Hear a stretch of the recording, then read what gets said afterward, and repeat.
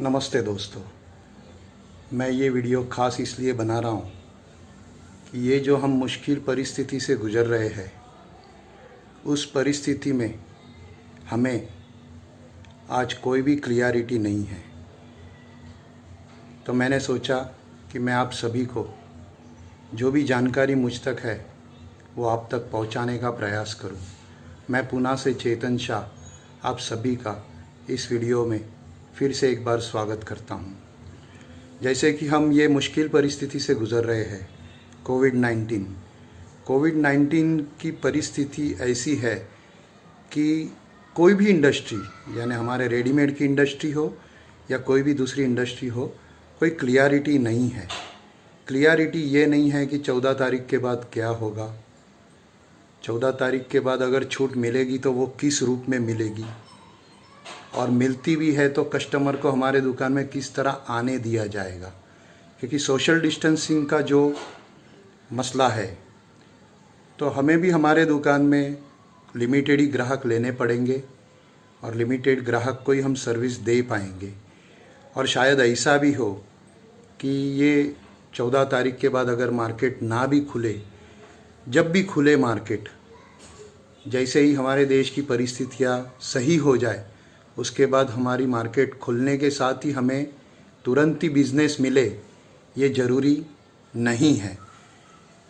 क्योंकि आने वाला समय, ये लोगों की जेब हल्की होने के बाद लोग बाहर निकलेंगे। लोगों ने अपने घर चलाने में,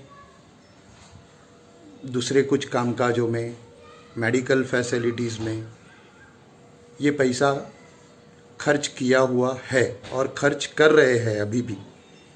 तो ज़रूरी नहीं है कि वो तुरंत ही कपड़ा लेने आवे, मार्केट में तुरंत ही कोई सोशल गैदरिंग चालू हो जाए। जैसे कि शादियां एकदम फटाफट हो जाएगी, तो शादियों के लिए भी कुछ नियम आ सकते हैं। और आगे सीज़न आ रहा है स्कूल का, तो स्कूल की पिछली भी फ़ी कुछ बाकी है, फ़ीस सब बाकी है पिछले कुछ महीनों की।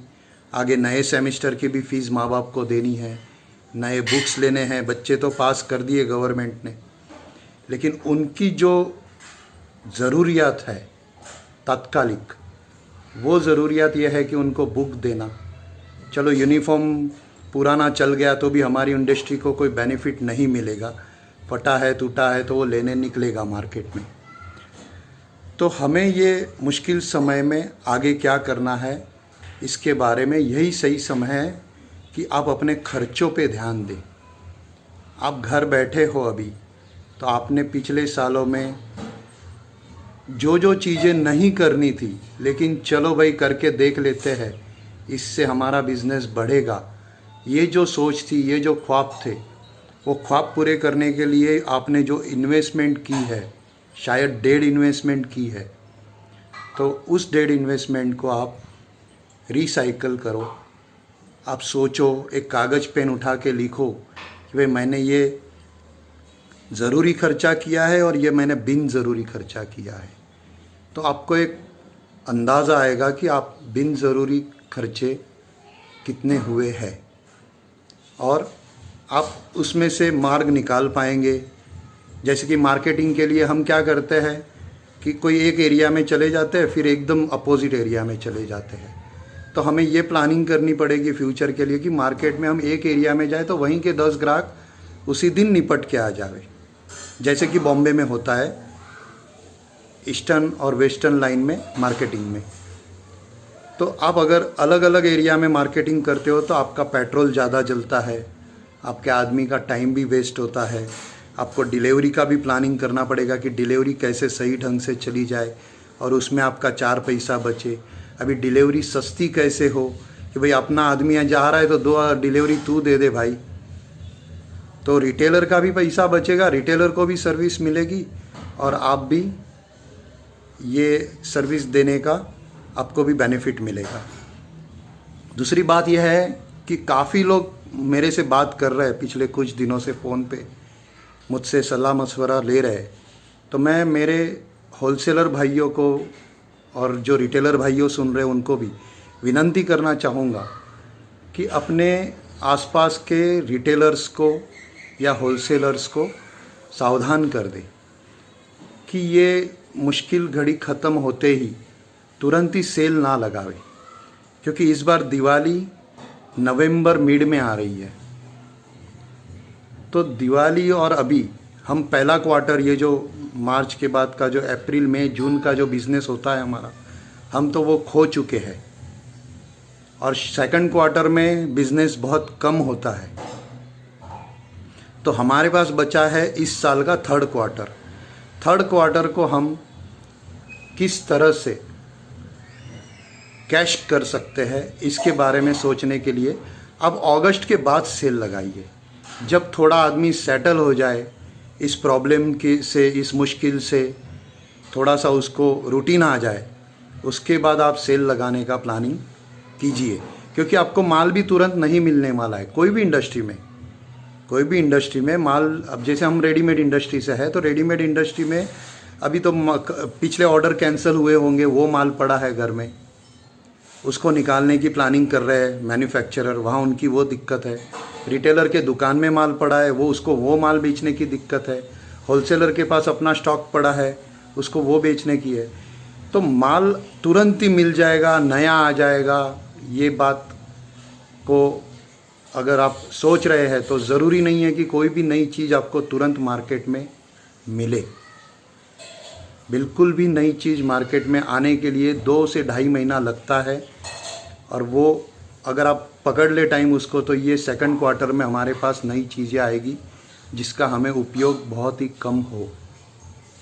तो आप अभी जो है माल, उसी माल को सही ढंग से बेचने का ट्राई कीजिए।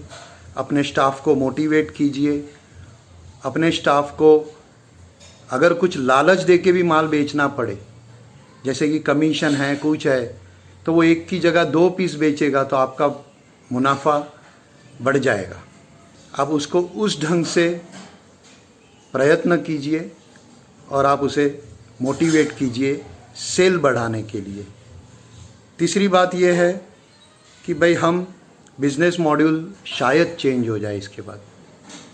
शायद रिटेलर ये प्लानिंग करे कि मुझे ज़रूरत है उतना ही माल लूँ, मैं कोई नए तकलीफ़ में फंसने से पहले जितनी ज़रूरत है उतना माल लूँ। शायद डिस्ट्रीब्यूटर भी यही करे और शायद मैन्युफैक्चरर भी यही करे कि जितनी मेरी मार्केट में खपत है मैं उतना ही बनाऊँ। तो ये साइकिल बिल्कुल, ये चेन है वो टूटने वाली है और वो चेन, टूटने वाली चेन को संवारने का काम हम सभी को मिलके करना है। और हम सब तभी ये कर सकेंगे कि मैन्युफैक्चरर पे भी लोड ना आवे, डिस्ट्रीब्यूटर पे भी लोड ना आवे, जो छोटे मोटे एजेंट्स हैं उनको भी लोड ना आवे, और जो रिटेलर है उनके ऊपर भी लोड ना आवे। क्योंकि ये चारों स्तंभ है, ये चारों स्तंभ को साथ मिलके काम करना पड़ेगा। कहीं पे एडजस्टमेंट करनी पड़ेगी। हम वाद विवाद और झगड़ों से ये मामला सही ढंग से नहीं आएगा, क्योंकि ये साइकिल ठीक होने में 6 से 8 महीना तो पक्का ही पक्का लगेगा। क्योंकि अब ऑर्डर दिख रही है सब दिवाली की, फेस्टिवल की, उसके बाद की शादी सीज़न की, कि जो इस साल ब्रेक हुआ है।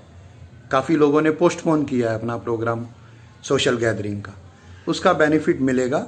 वो बेनिफिट अगर उठाना है तो हमें सबको साथ मिलना होगा और साथ मिलकर काम करना होगा। क्योंकि कोविड-19 का अनुभव किसी को भी नहीं है, क्योंकि ये अचानक आई हुई आपत्ति है और ये आपत्ति ख़त्म कब होगी ये भी नहीं पता है।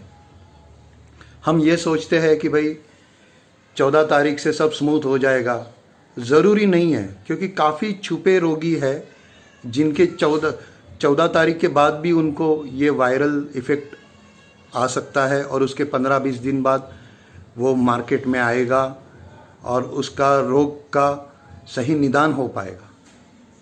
तो ये चैनल जब पूरी तरह नहीं टूटती है तब तक हमें ये सब संभालना पड़ेगा। जैसे कि हमें हमारे रिटेलर को एजुकेट करना पड़ेगा, हमें उसको सपोर्ट करना पड़ेगा। और दूसरी बात यह है कि आने वाले मुश्किल दिनों में कुछ यूनिट बंद भी हो सकते हैं, कुछ कुछ चीज़ें आपको अपने सिलेबस की बाहर की भी बेचनी पड़ेगी। यानी आप दुकान में आज तक अंडरगारमेंट्स नहीं बेचते थे, शायद अब आपको बेचनी पड़े, क्योंकि वो इसेंशियल चीज़ है। इसेंशियल चीज़ पे जिसका ध्यान नहीं है उसको इसेंशियल चीज़ों पे ध्यान देना पड़ेगा, क्योंकि मार्केट में वो हमारा ब्रेड बटर का काम करता है। तो आप सभी इन चीज़ों को ध्यान में रखें।